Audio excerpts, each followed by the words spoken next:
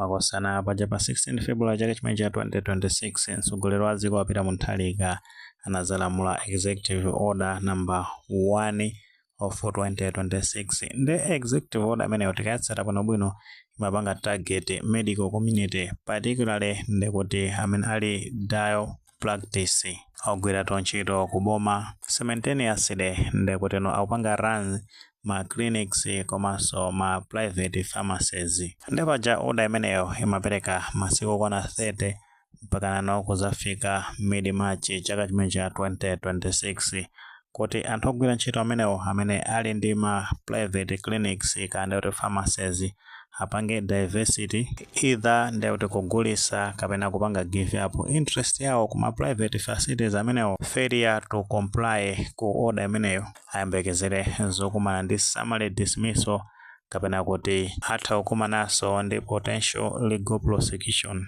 Ndeno paja executive order imeneyo yapanga ban zinthu zingapo makamaka nkhani yokhuzana ndi soliciting kapena kulandira ndalama kwa odwala ku zipatala zimenezi zaboma ndi cholinga choti odwala amenewo alandire thandizo la zaumoyo. Ndiye mafunso kumazakhalapo kuti chimene chinapangisa kuti mtsogoleri wa dziko alamule executive order amene ndi chani. Tikatsatira bwinobwino makosana kunalito kafukufuku amene anachitisa atolankhani a Zodiac komanso a Times ndi naotero makamaka muzipatala zaboma system imene imakhalira kuti anthu ogwira ntchito kuzipatala kumeneko kandi kuti madotolo kandi manesi amakhala akuphulira ndalama ndi cholinga choti anthu amene apereka ndalama zimenezo alandire thandizo la zaumoyo. Ndipo satira zimenezi ndi zimene zinapangisa zonoti mtsogoleri wa dziko apita Mutharika alamule executive order imeneyo ndi nkhani yaikulu imene yagona mu executive order imeneyo ndi kukhoza ndi extortion. Nkhani yake ndikuti ndi imeneyo yonena kuti madotolo amakhala akufuna ndalama kuchoka kwa odwala ndi cholinga choti alandire thandizo la zaumoyo. Allegations yake amatero choncho. Panali nkhani ina yokhuzana ndi ma referral scam ndikuti madotolo kandi kuti ena ogwira ntchito zaumoyo amakhala zonati awapanga lifa ma patient kuti apite nawo kuma private clinics omwe eni wake ndi madotolo amenewo ponena kuti kuzipatala zabomazo kulibe mankhwala komanso thandizo labwino la zaumoyo ndikuti akapeza kuzipatala za private zawozo. Nkhani inaso imene ili mmenemo ndi yokhuza ndi absenteeism kapena kuti madotolo kapena ogwira ntchito zaumoyo amapeza zoti maloma amapita kuzipatala za boma kukagwira ntchito kumene analembedwa nthawi zambiri amapeza kuti sakupezeka kuntchito kumeneko amakhala busy ndi zipatala zawo za private kuthandiza anthu kumeneko. Ndipo satira executive order imeneyo zikuona kuti no amene amagwira ntchito kuzipatala za boma kandi kuti madotolo kandi manesi akuona kuti sanayilandire bwino akwiya kwambiri apya mtima ndi chiganizo chimene wapanga mtsogoleri wa dziko.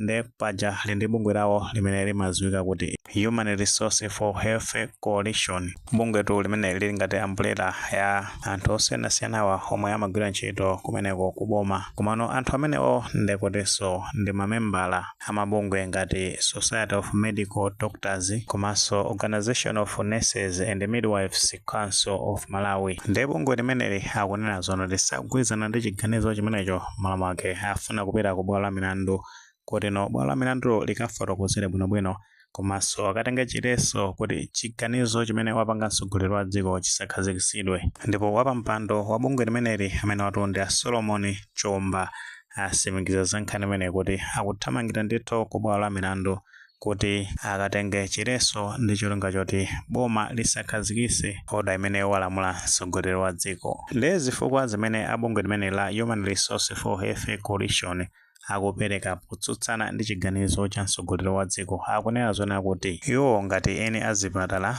zonena kuti eni wakewo agwiranso ntchito mboma akuona zonena kuti akhala akuthandiza pafupifupi theka la zaumoyo ku Malawi potengeranso kuti azipatala zambiri zaboma zili kutali ndi anthu amakhala akuyenda mitunda italitali maloma ake amatha kupita kulandira thandizo la zaumoyo kuzipatala zawozo. Komanso chifukwa china chimene akufotokoza akunena zonena kuti ngati aboma angakhazikise njira imeneyi yoabana kuti asakhale ndi zipatala zimenezo kandi kuti ma pharmacies amenewa zipangisa zona kuti iwo ngati njira imodzi amapezera ndalama awasekereza zomwe ndi kuwaphwanyira ufulu wawo. Komanso chifukwa china chimene akufotokoza akunena zona kuti ndalama zimene amalandira kumeneko ngati masalary kubomako ndi ochepa kwambiri akasiyanisa ndi maiko ena a SADC. Komabeto potsatira chiganizo chimenechi tiona kuti mabungwe ena omwe si aboma ayikira kumbuyo chiganizo cha mtsogoleri wa dziko makamaka pa executive order imeneyi.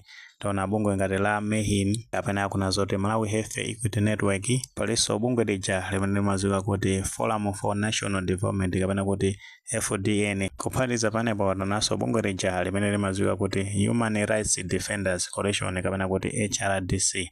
Onsewo ayikira kumbuyo chiganizo chimene mtsogoleri wa dziko apita Mutharika apanga. Komano potengera ndi arguments imene ilipo pakati pa chiganizo chimene mtsogoleri wa dziko wapanga komanso amene ogwira ntchito za umoyo ku zipatala za boma akunena zona kuti makamaka mtsogoleri wa dziko akutengerano malamulo a dziko makamaka pa section 13. Section imeneyi imanena zona kuti boma ndi kuti mandate yake ndopereka thandizo la za umoyo kwa nzika za dziko la Malawi. So argument ya mtsogoleri wa dziko akunena zona kuti order imeneyi akufuna kungoteteza ufulu wa nzika za dziko la Malawi kuti lizilandira thandizo la za umoyo popanda sankho lina lilonse. Nanga sitikudziwa kale kuti kane zimene zimanenedwa zokuti anthu ena ake amene azoti alipiritsidwe ndalama ndi cholinga kuti alandire thandizo la za umoyo ku zipatala za bomazo. So zikutanthauza zona kuti anthu amene alibe ndalama ndi kuti samalandira thandizo limenelo. Ndipo pofuna kuteteza nchifukwa mtsogoleri wa dziko wapanga order imeneyo. Komano arguments ya magayizi amene ogwira ntchito mboma amene ali ndi zipatala kandi ma pharmacies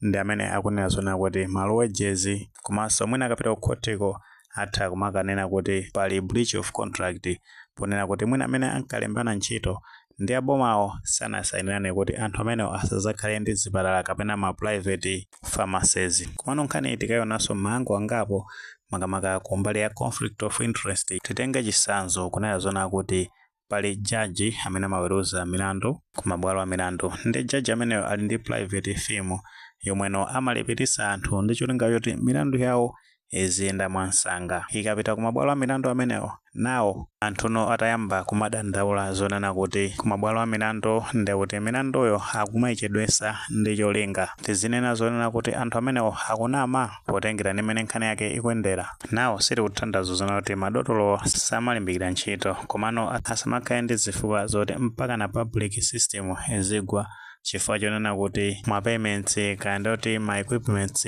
ndi zoti zosakwanira bwinobwino. Ethically kunena zona ndi zinthu zopanda umunthu kuona kuti mzimayi wabereka mwana wapita ku chipatala cha boma kuti akalandire thandizo la za umoyo kumeneko. Wapita kumeneko ndi kuti alibe ndalama ndi azikafunsidwa ndalama zonena kuti apereke ndi cholinga choti mwana ameneyo alandire thandizo la za umoyo kapena ye amupange lifa kuti apite ku chipatala cha private, of which ndi kuti akapita ku chipatala cha private chimenecho akapezananso ndi dotolo yemweyo amene akumuthandiza ku chipatala cha boma chija ndi kuti azimuuza zoti amuthandize kumeneko patha kungosowa umunthu chabe. So abomawo aonekirenso dandaulo limene akupereka ambali yogwira ntchito kubomako komanso ogwira ntchito amveso zimene akuyankhula mtsogoleri wa dziko potengera ndi mmene nkhanizi zikuyendera. Ayendetho mmene nkhani zake ndi mmene zili kuyendera. Situ zoti mwini maganizo pa nkhani imeneyi kuti pa chiganizo chimene wapanga mtsogoleri wa dziko anthu amene asakufuna kugwira ntchito kubomako asiye akapitirize zimene amapanga za private kaya kliniki kapena pharmacies awo kapena apitirire ndi chiganizo cha ku khoticho kuti khoti likaonekire bwinobwino nkhani yokhuzana ndi madandaulo awo. Ngati maganizo amene alipo followers no comment section koma molemekezanso maganizo anzathu.